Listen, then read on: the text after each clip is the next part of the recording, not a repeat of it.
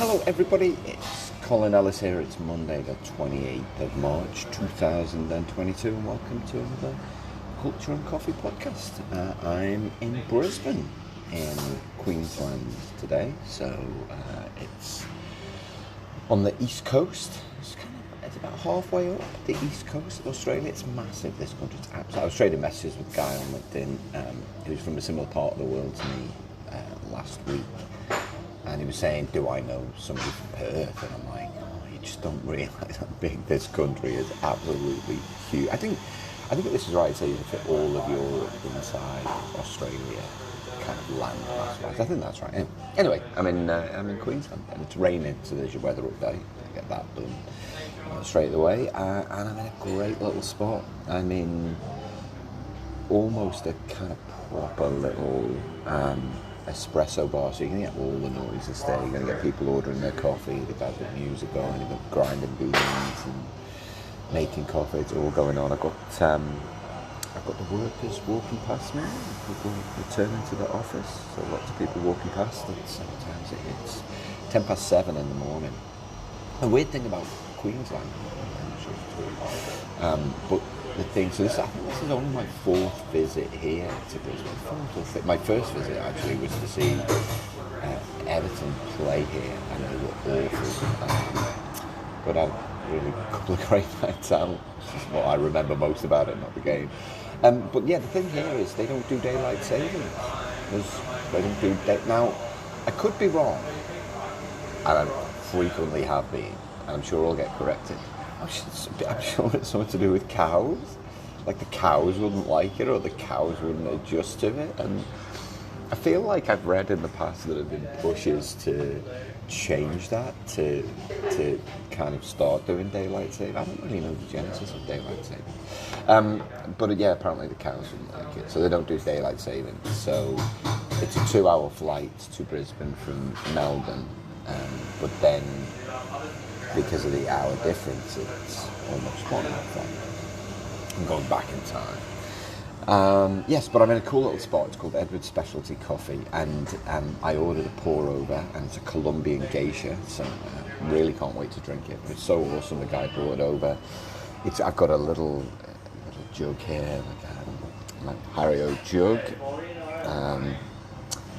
And a beautiful wide neck cup, and he talked to me about the coffee and where it's from, and he gave me the full brief. And I just think it's just like if you like coffee, or if you like tea, or like just go to places that specialise in it.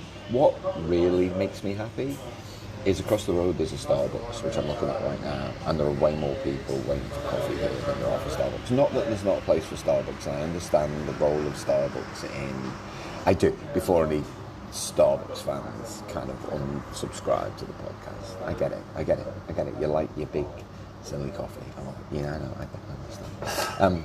But it's great that these places still exist. So I'm loving the kind of feel of this place. I'm sat in the window. It's almost like a little booth in the window and a little stool overlooking the road here, which is Edward Street. I'm not sure if you know the kind of history of espresso bars. So there's in Italy alone, there's about 150,000 espresso bars serving kind of 175 cups of coffee every day. So that's a lot, and that's just espressos. That's not all of the other gubbins. Your macchiatos and all of the other things. That's just espressos.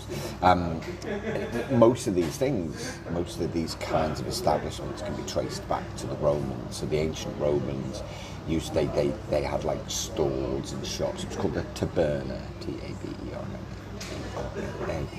and it was kind of a place to stop if you were travelling from one place to another. A taberna was a place to stop, and coffee was just one of the drinks. And coffee originated from Africa, from Ethiopia. If you've heard of previous podcasts that I've done on this. So by the 16th century, the Middle East was really starting to embrace coffee, and there was Turkish-style coffees. And then, so what you had was kind of coffee bars sprang up in ports, so where you had Middle Eastern traders, as they sprang up in ports, and the most famous one in Venice, for anyone who's ever been to Venice, was the Cafe Florian, which opened in the mid-18th century. And really they grew from there, and they were kind of places just to stop for a drink, for, you know, to relax. And I still have really fond memories of my wife and I went to Florence a good many years ago now. And I just wanted to, I might have mentioned this, I just wanted to sample the kind of hustle and bustle of daily life, as you do as a tourist. I'm sure that's what you want to do. I really want to sample the hustle bustle of working life. But I did, and we went to an espresso bar, and it was just so awesome. Like, people coming in and very passionate, talking about the football the night before, because I could make out the football team names and nothing else. And we just sat and drank coffee in these great little bars. They're fabulous. People dropping in. It was also an actual bar as well. We could go for a drink afterwards, even better. The espresso bars, by the way, arrived in Australia with the Italian immigrants. Pellegrini's Espresso Bar and Legend Cafe, often named as Australia's first espresso bar. Anyway, today we're going to talk about merging team cultures. I'm just going to have a sip of this coffee, actually. I've let it sit for a while. The guy said that if I let it sit for a while, I get notes of elderflower. She's absolutely right. That's the thing he said. If I drink it hot, I'll get notes of vanilla and black tea. But if I let it cool, I'll get a taste of notes of elderflower, and that's absolutely spot on. That's exactly what I'm getting. But now I don't know whether I'm getting that because he told me that. Do you know what I mean? If he said it's going to taste like strawberry shortcake, I'm like, oh my god, it doesn't taste like strawberry shortcake. My palate's not that well developed that I would be able to pick out elderflower without being told, I think. I'm trying not to sound like a coffee idiot here, which is really hard on a coffee podcast. Let's talk about merging team cultures. I've done 2 workshops this year, one with an organisation and one with a team where they've merged cultures. And of course the challenge there is, one of the many challenges, you've got 2 disparate groups of people, different managers and different reporting, their backgrounds, different managers, different reporting lines. Often the organisations have stood for 2 different things. And what you've got to do is not only bring them together, but you've got to bring them together in a way where there's no loss of service, no loss of sales, no loss of impetus. And it's really tough to do. It's really tough to do. And so, you know, one of the many things that I do is help organisations to merge these 2 things. And when you get it right, what you get is this seamless evolution into something that's new, not something that's evolved. Now, I know I talk a lot about culture evolution, but when you bring 2 teams together, or when you bring 2 organisations together, you're looking to create something that not only leverages the strengths of both existing cultures, but to create something that has its own sense of belonging. Otherwise, what tends to happen is that if you just evolve it, the dominant culture will prevail, which means that someone will always feel left out. Someone will always understand the process and won't understand a process. What you end up doing is seeing kind of the merger of those 2 things as a way of maybe chopping out pieces from the less dominant culture. Now, the best fictional example of this, for those of you who watch the English TV show The Office, is when David Brent's team has to absorb the Swindon branch, or as he calls them, the Swindon lots. And, you know, it's a classic example of the Reading branch is the dominant culture, and the Swindon branch has to integrate into the Reading branch. It's not one new culture. And then there's this classic episode where David Brent takes the people from Swindon to the pub, spends about 10 minutes trying to talk to them, and then literally just gives up. And at that point, he kind of gives up on the merger. But, you know, joking aside, these things happen in real life. There was a great case study from kind of 2013, 2016, were Kraft Foods, one of the biggest food manufacturers in the world, right? And so in 2014-15, the board approved a merger with the Heinz company, H.J. Heinz, so you guess beans.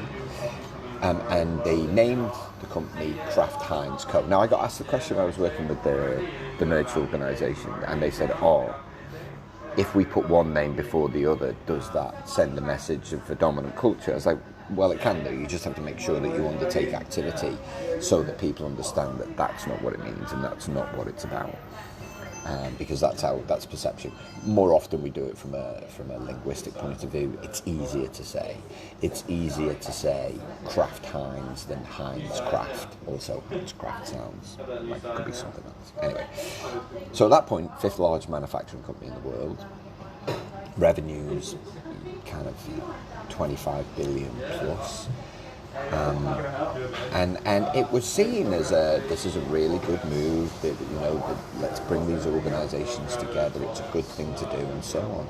But then in 2016, so a year after the merger, the new company just suddenly wrote off $15 billion and announced that they were being investigated for all kinds of things, not least accounting practices and procurement. And in the intervening time while that was happening, food habits had started to change. You had movies like kind of Super Size Me, which had been released early. You had the rise of vegetarianism, the rise of veganism, so this real push on healthy food. And so even though the organisation had taken steps to actually reduce the duplication in process, they'd done nothing to bring the cultures together. They'd done nothing to try and merge the organisations. They'd done nothing. I mean, that's not fair. Actually, they will have undertaken some initiatives to try and do it, but not in a way that was meaningful, not in a way that created a new sense of this is what it means to be part of Kraft Heinz Co. Not in a way that got people to behave in a different way, so ethics were maintained. All of that stuff leading to this widespread investigation. It kind of failed. It was largely seen as a rebranding exercise rather than a culture definition exercise. And so I did some research, ahead of the podcast. So I looked at particularly mergers and acquisitions, because I thought it's always a good measure, particularly if you're bringing two teams together. Kind of what does the research say about mergers and acquisitions, and the success of merging cultures. So there was a great piece of research called Corporate Culture Evidence from the Field, and it was updated at the beginning of this year, beginning of 2022. And what they found, I'm just going to read this bit verbatim here. It says, our results indicates that cultural fit is so important that 54% of executives would walk away from an acquisition if it's a poor cultural fit, whilst another 33% would discount the offer price for the culturally misaligned target by 10 to 30%. And so what that's saying is actually, it's not just about looking at the profitability of a company, it's about what exists already. And Microsoft did this recently when they bought Activision Blizzard. And Satya Nadella, the CEO of Microsoft, came out and said, culture's the most important. We fix that. We are going to integrate the culture. We're going to work with them to help them develop the culture. And so you've got that meeting of minds. And Microsoft, like most tech companies, have got a very strong culture. They put a lot of time, effort, and thought into it. So what to do? I guess you're like, come on, can you just get to the bit where we find out what we do? Enough for the fluffy. So what do you do? Well, you'd be surprised to hear me say this, but it's one of those things that requires planning. It's like any change management process. It's like change management approach. Is in order for your new team to be a success, you have to redefine the culture that you need for it to be successful. You can't just cross your fingers and hope for the best. You can't undertake some kind of process rationalization program, look at what you strip out, or what most people do first is look at the head count and go, right, who can we lose? Where can we save money on head count here? And I get that, it's not that I'm unsympathetic to that, but really, if you want it to be successful, and actually, if you want to exit people in the right way, the first thing you're going to do is to redefine the culture, to make sure that people, kind of have a say in what the new organisation is, and then they make the decision themselves whether they want to actually be part of it or not. Because it always works better that way. So the first thing you do is you make sure that you form connections between the team members. Again, it doesn't matter whether you're bringing organisations together or a team. So 2 team members. And so this is where cultural kind of definition, like a workshop or in a way there, whatever you want to do, this is where it comes in. It almost kind of pays for itself straight away, because at the start of any cultural workshop, you make sure everybody understands each other. You make sure that people understand background, where you've come from, kind of what you do, job, it's important. What kind of personality do you have? Kind of how do you like to be communicated to? All of those things. I'll come back to communication in a minute, so that's the next thing. So what you want to do is build empathy. You want to build understanding. You want to build that sense of awareness. Now, one of the managers said to me last week, but aren't I just inviting competition? Are people not going to be like, we've got the same jobs? What does that mean for us? I was like, well, if they're mistrustful of the process that you're going through, potentially, so your communication has to be really, really good. So when you're bringing 2 teams or 2 organisations together, the communication needs to be clear, unambiguous. You need to talk openly and honestly about what the plan is. So if there's a cost challenge, you have to talk about the cost challenges. If you're going to deduplicate the roles, you're going to have to listen. People aren't stupid; they'll figure that out themselves. And if you're looking to build a foundation built on kind of trust, then it's 2 ways. So they're looking for management just to be honest about kind of what's ahead of us. Otherwise, you wouldn't really get that kind of competition for places. You start to get that understanding where people are trying to figure each other out.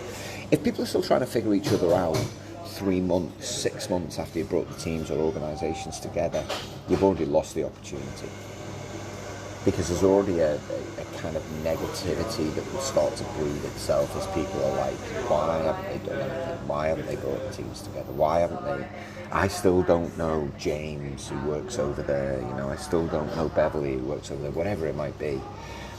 Also, what happens then is you start to build a kind of new set of stories. Once you build people together, once you communicate, all of a sudden people feel part of something, they're in something together, they've had the same communication at the same time in the same way. And so you're starting to treat people as one new team, not 2 teams that need to be evolved into one. And then the second thing is communication. Make sure your communication is open, clear and transparent. And then the last thing is to undertake the activity to create that new sense of belonging. Alright, so define. For us to succeed as a team and an organisation, what are the behaviours that we expect of each other? What are those principles of collaboration? How are we going to work together? What tools are we going to use? And again, that needs to be part of the conversation. Communication is, looking at the tools that you're going to rush. You want people to go, it's cliched, I know, but you want people to go on the journey together. It's much better when we're hoping to get away next week on holiday, but we've involved the kids in it as much as we possibly can. So we've talked to them about, what we'd like to do, what our plans are, and we've asked them what they would like to do, where they would like to go. You're always going to get more greater bite. Like my son just doesn't want to go to art galleries. It's just like he's not having anyone. I don't want to go to an art gallery. And we're like, okay, cool. Well, my wife was like, cool. I'm like, just think what you miss out on. But cool, if that's what you want to do. And because what you don't want to do is have to force anyone to do anything. And the same is true of culture, right? Is when people come together to define this thing for themselves, they feel part of it. It belongs to them then. It's theirs. They're not being told. Now, in one of the organisations I was working for, they decided to keep the values of one of the organisations. And they were like, is that wrong? Should we redefine the values? I said, well, if the values are applicable to the new company, I said, I think that's okay. I said, you should probably look, kind of in maybe 2 years' time, you should maybe look at your values. I mean, you should always be refreshing your values anyway and asking yourself what you stand for. I said, but what's important is for the new team and the new organisation, we define what are the behaviours and principles of collaboration for this new team in pursuit of those values, such that those people who've just joined the organisation and they weren't their values before are like, oh, cool, I now know how to apply those values in my new job. So I think, kind of those three things is form connections between people, make sure there's clear, open, honest communication about the process, and then undertake activity to define the new culture so that this new formed organisation, this new formed team understand what it means to be part of something different, something new. And from that point, you're creating a series of stories, and stories are the glue that holds culture together, a set of stories for the new team. You've created a new dynamic, one where they feel that they're in it all together and where the team members uphold the culture. If you want any more on culture, anything at all, we'd love you to join us on the Culture Makers community. That's www.culturemakers.community. There's loads of online programs. We're almost at 600 members now, people around the world, which is fabulous, sharing some great insights. We'd love you to join us. Otherwise, I hope you've enjoyed the podcast and enjoy the rest of the day wherever you are in the world. Ta-ra for now.